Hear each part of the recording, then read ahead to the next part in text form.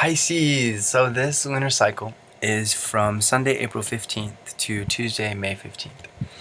This is a lunar cycle that is largely building on the ones that came before, especially the one that came in February, because that time period was full of Pisces energy.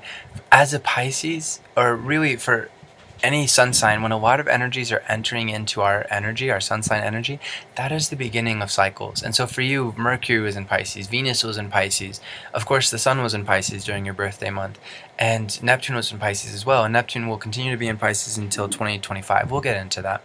But basically, all these energies are moving forward, slowly but surely. Mercury just came out of his retrograde period. Mercury retrograde for you is actually a really beneficial time because in a lot of ways Pisces and Mercury don't mix very well. Mercury is all about communicating clearly, explaining abstract ideas clearly, and of course Pisces born with Mercury Aquarius is going to be a totally different story. But even then, that Pisces energy likes to be beyond words. It likes to be ethereal, it likes to be dreamy, it likes to be in the subconscious, it likes to be in the emotional realms. And so when Mercury retrograde comes, especially if you have Mercury in Pisces, but really any Mercury energy, when Mercury retrograde comes, it's a great opportunity for you to see how other people react when communication doesn't quite flow as easily and when it's not quite as easy to put emotions into words, to put ideas into words and all that stuff.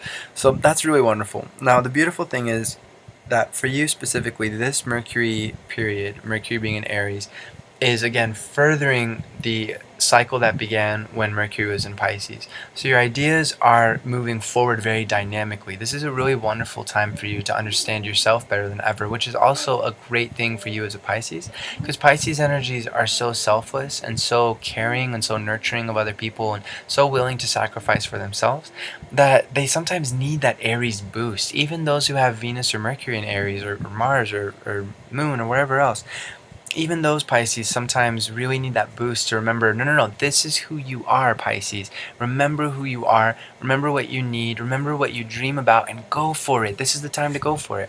So this period of time, Mercury just went direct the beginning of this lunar cycle, Sunday, April 15th, and the shadow period will exist till May 4th. So what this means is basically there's going to be the shadow period is the hangover of Mercury retrograde. It's when things are starting to move forward, communications are starting to move forward, ideas, plans, interactions, but it's still not quite at a smooth place. It's like, okay, we've made more progress than we've made this last whole lunar cycle, this whole last month, because Mercury was retrograde, but then it stalled out because somebody or myself, other people, whatever, had to go and attend to things that weren't resolved from before. Because that's what retrograde is all about. It's about looking at the past, looking what needs to be taken care of so we can move forward. And it's also about introspection. It's about going inwards and understanding, okay, deep below the surface, this is what's going on, this is how it's impacting me, I need to resolve this so I can be able to move forward more effectively. It's almost like taking off the blindfold and saying, okay, where am I really? What's really going on? So I'm able to move more effectively forward. It takes time to take off that blindfold, you know. I guess it's a weird metaphor, but like say it's like kind of glued to.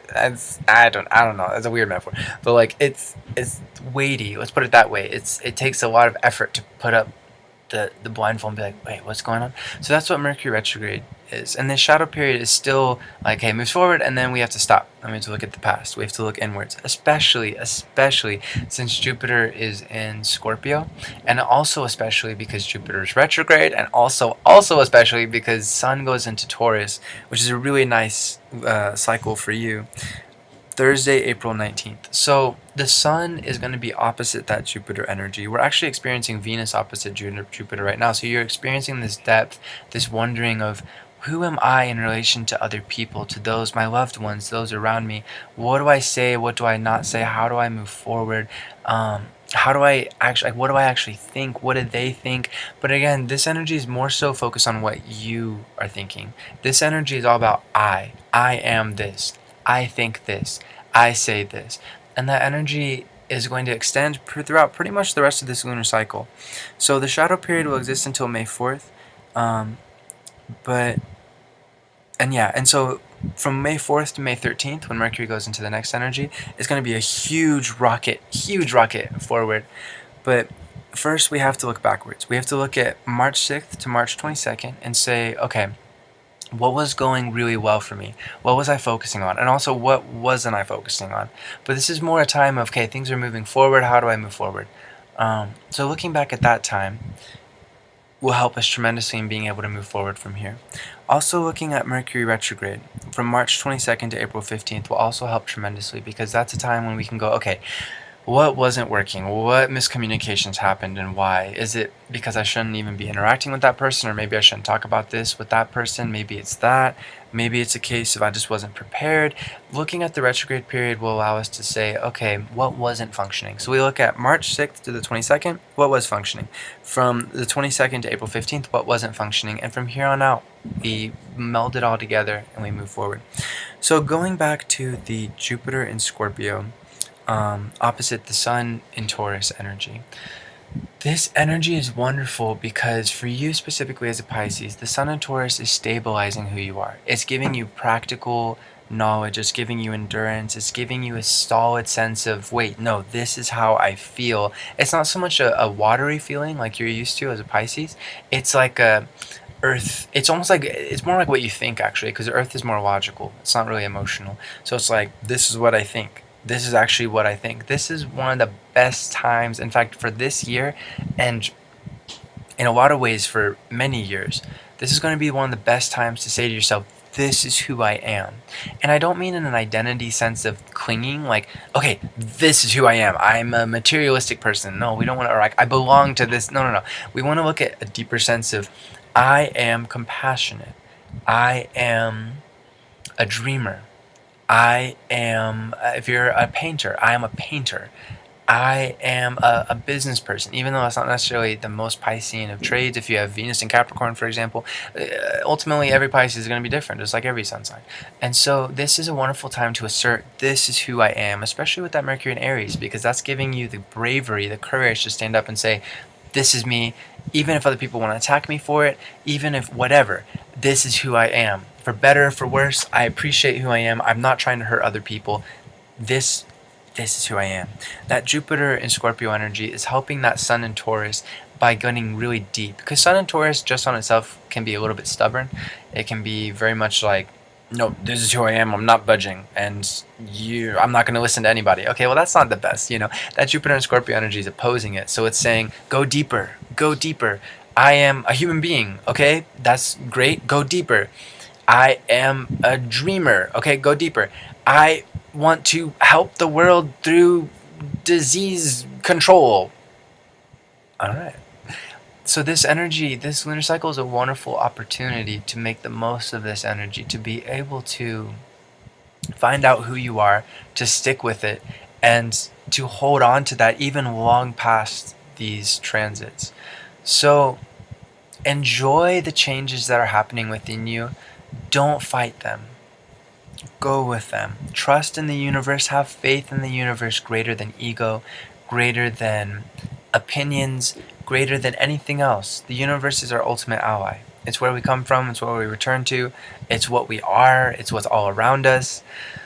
Trust in that energy to guide you forward, and you will undergo the metamorphoses, the transformations that you seek to be happier, to be able to change anything about yourself that is not in your highest wisdom, your highest good, to change it for the better, and to be able to stay focused better than ever, to power forward through obstacles, over obstacles, around obstacles, and to stay true to who you are even in the face of any kind of adversity.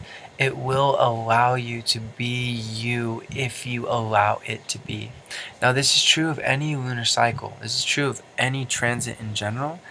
But this is especially true of this time. You have a lot of support, and it's up to you to either make the most of that support or to give in to fears. Now, I know how fears are. It's a lot easier said than done, but you have the tools during this time, especially during any time, but during this time especially, to go deep beneath the surface and to come back a better person.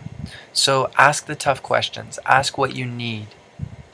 Ask the difference between what you need and what you want. Ask for clarity from the universe. Meditate. Meditate during any lunar cycle. Honestly, that's what I do.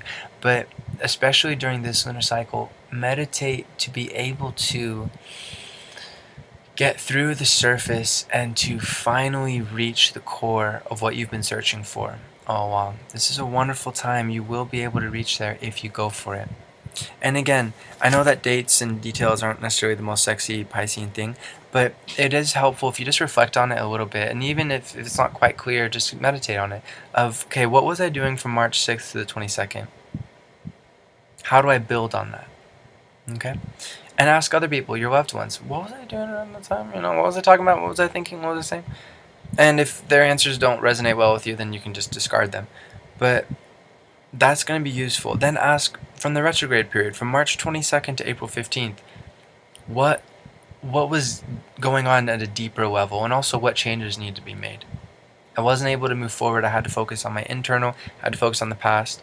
So what did I need to learn from that? And from here on out, it's how do we bring them together? Mars and Saturn are working with you. They're in Capricorn. They're helping you to build solidly. So be patient with yourself. Keep breathing. That's one of the biggest keys for all of us, but especially for Pisces energy, especially when you're trapped in a situation, or if it feels like you're trapped, just keep breathing. And this is a wonderful time to get stubborn, if you're stubborn for the right reasons. Stay true to your essence. Stay true to what you need. Stay true to what you're passionate about. You're going to be able to move forward. You will be okay. You will be fine. But only if you stay true to who you are. Otherwise, you'll self-defeat yourself. You'll put yourself in a situation that you didn't need to be in out of fear. And it happens. There's no need to beat yourself up if you discover you're in that kind of situation. But this kind of lunar cycle is going to show you it's time to move forward. So one last little thing. Neptune being in Pisces, this is a tremendous transit. This is going on for almost the next 7 years. So we'll talk about it in future times, just like we've talked about in future past new moon news transits. But it's a wonderful time to access your compassion better than ever, your mysticism, your spiritual abilities, your psychic abilities, your ability to just feel what other people are feeling. Utilize it. Meditate. Reflect. Learn about metaphysical topics. Learn about what you've known ever since you were young. That faith and belief does change the fabric of our reality. Is it important to stay accurate and use logic? Of course. It's hand in hand. But faith is extremely powerful. Neptune is teaching you that. This is a wonderful time. Neptune only spends about 14 years in a sign every 250 years or so, maybe 240. It's been there since, I believe, 2011, and it'll be 2011, and it'll be there until 2025. So we're still in the middle of it. So if things feel a little bit lost, don't worry about it. Just pray, meditate, look for guidance. Ask the universe, I'm open for guidance. I'm not going to judge it. I'm just searching for guidance. And stay true to your essence throughout it all, and you'll get there. One last little thing, Venus is in Gemini from Tuesday, April 24th. Especially from April 24th onwards, make sure you're around people that you actually want to be around. Otherwise, if you're trying to make somebody happy who really isn't good for you, especially after the 24th, there's going to be a lot of gossip that will occur, a lot of misunderstandings. So just be around those that appreciate you for who you are. It doesn't mean they have to worship you or anything. Nobody needs to be worshipped here. But it is going to be important to be around people who you can be yourself around, and you don't have to feel like you have